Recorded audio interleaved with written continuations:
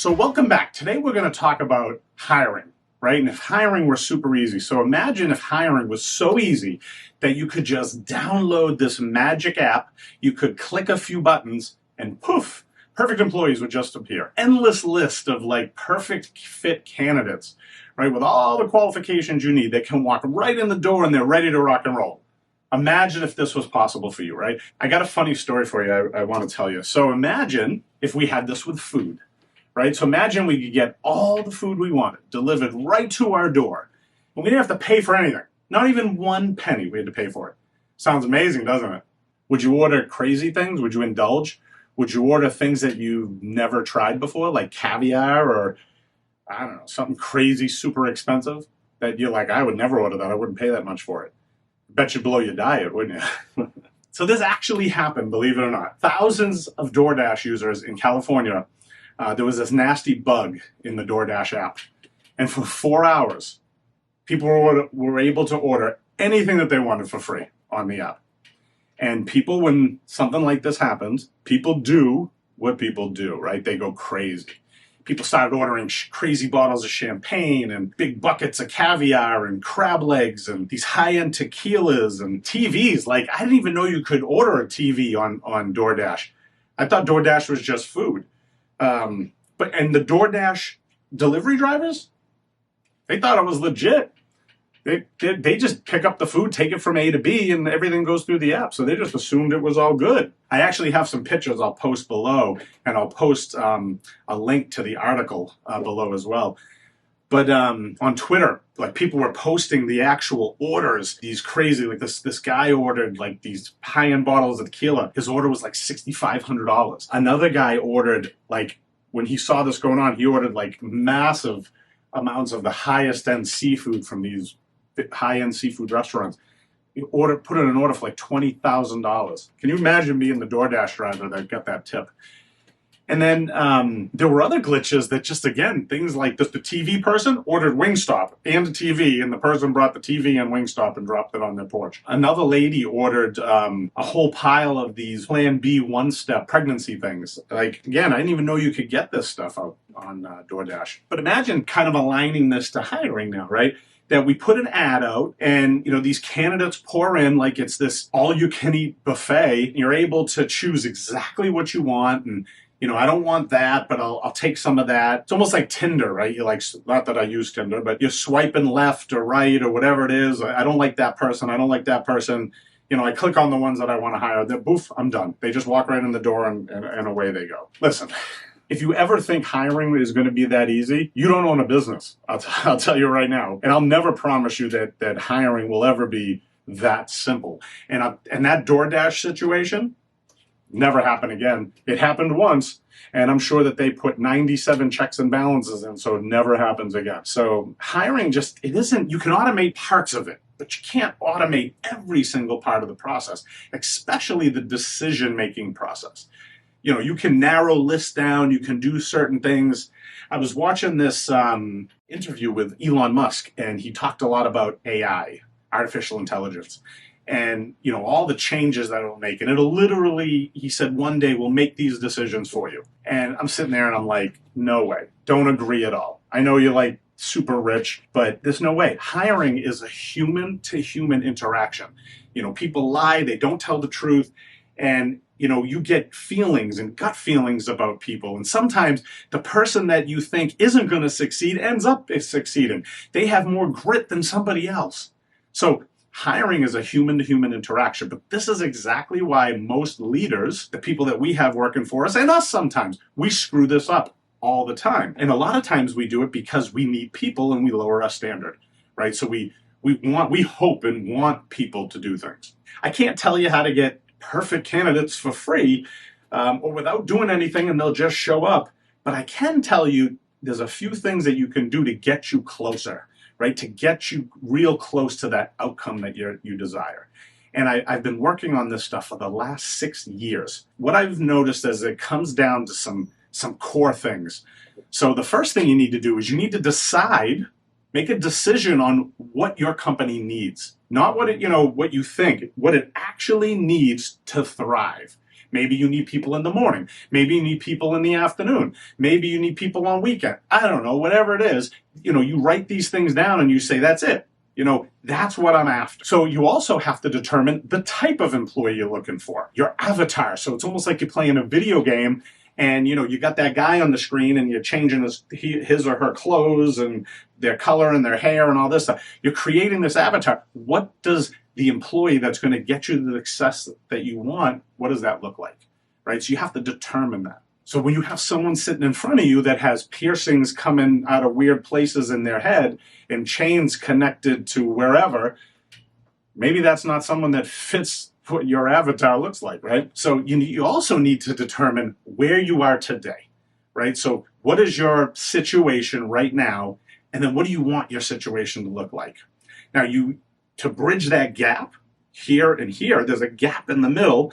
That gap in the middle, we're going to use compensation, availability, and the productivity, the things that people can do, the things that the company needs to bridge that gap. So we're going to achieve that with compensation. And I call that pay to play.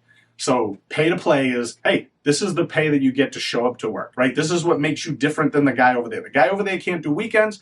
I need weekends. You do weekends, you get more money. The end, right? Pay to play. The next piece, the next thing you need to do is you need to say, how much money can I spend, right? What are my needs and wants around the finances of the business? What can the payroll be? We know what the floor is. The floor is minimum wage, right? But what's the ceiling? Like, what can I actually afford to pay? Because I'll tell you right now, with today's market, you're going to use it, right? So prepare yourself that you're going to use it. You also have to really determine the type of culture and environment that you must have in your business, because this is the piece, this is the differentiator that's going to set you apart from everybody else. And that is the one piece that when someone goes to jump, that's what's going to make them jump, is the culture and environment, because there's so many shitty culture and environments out there in companies today. What things do you have in place or can you put in place to make your company irresistible? To make it why people want to come work here. And a lot of people, when they think that, it's not putting in ping pong tables and all this kind of stuff. Maybe it's things like a flexible schedule. Maybe it's things like giving people overtime, right? There's companies today that won't give any overtime. Overtime's bad, won't do it. But what if just a couple of hours of OT will keep someone from getting that second job? Just things like this, this is what makes people want to come work for you. Now, a lot of people will say, don't talk about anything negative at an interview. Well, not true. Because when you're dealing with better people, you want better people instead of typical people. Typical people trade time for money, right? Better people, we need to have performance indicators. We need to have things in place to say, from before you even work here. A lot of people have said to me, hey, I do these things from day one. And I'm like, yeah, well, I think that's too late. Because if you don't start the conversation with the things that you need and want and the things that you have to have, you should do it before they ever come work there. Because maybe they'll say to themselves, I'm not willing to do that, right? So they leave. They're not a good fit. And you need to be able to let those people go, because that will save you. That one discipline will save you tons of time and tons of money. That revolving door where people come and go in your company, why don't we stop them before they ever get to the door? Right? And that's what that piece is about. So the performance indicators are things that they have to achieve, things that they have to do. Like maybe you can't be late and you have to stop. You can't call in sick. Oh my God, right? Most of the things, the performance indicators, KPIs I call them, key performance indicators, these things are simple, but just people don't do them, right? Like personal hygiene, personal appearance, right? This is things we see in the restaurant world, that's our business, that people just don't do the simple things. They say it, they don't do it, right? Easy to say, hard to do. But this is the difference between finding better people and typical people, right? So the other thing you have to do is you have to focus on training and development, training systems. It has to be as important as breathing, as important. If you're not setting your people up for success, you're constantly going to be spinning your tires in the mud. You're going to be frustrated a lot. And never fear the hard conversation. If you can't ask hard questions at the interview, when are you going to be able to have them? You're going to wait, you're going to hire someone and then try to have a hard conversation with them after? If a person is telling you some stuff that smells funny at an interview, say, I don't understand this. You need to explain this to me more. Get it out now. But people aren't willing to do that. Today we're all about happy, clappy. Maybe if you do this, no, this is what I need, right? We stopped doing this, and this is part of why we have the problems we have today. We have to hold people accountable. Guess what? You're going to be held accountable by your customers when they don't want to come back, when they don't buy your goods and services anymore. So why not make a better decision from the beginning with an employee? The people you need today, they're working somewhere else. There's many companies out there that part of their strategy is poaching. I'm just going to go out and steal. I go to this place, they got good employees, I'm going to try to steal some of their employees. That's the lazy cheat today. Part of the top 4 strategies of recruiting. That's not what we're doing here. That's not what we're saying. What we're saying here is that we carry ourselves a certain way. Here's our offer. That offer is the reason that people will jump. They're working somewhere else. They're not happy, but they're not, it's not horrible either. They are out looking, but they need a reason to jump.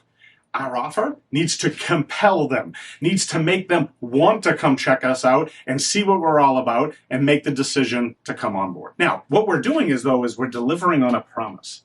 Now, promises are made at the interview on both sides of the fence, right? The employee makes promises. I never call in sick. I do this. I'm wonderful. I've got all this experience. I can do all these things. I'm the fastest cheater in the world. Blah, blah, blah, right? They just start throwing up all this stuff on you. We make promises on the other side. We'll pay this much. We have benefits. We do this. We do that, right? We don't do this. Now, God forbid, when the person starts working there, we break any of those promises. If we break any of those promises, then we're all over the internet with 97 nasty things and 69 different memes about us of how bad and horrible bosses we are.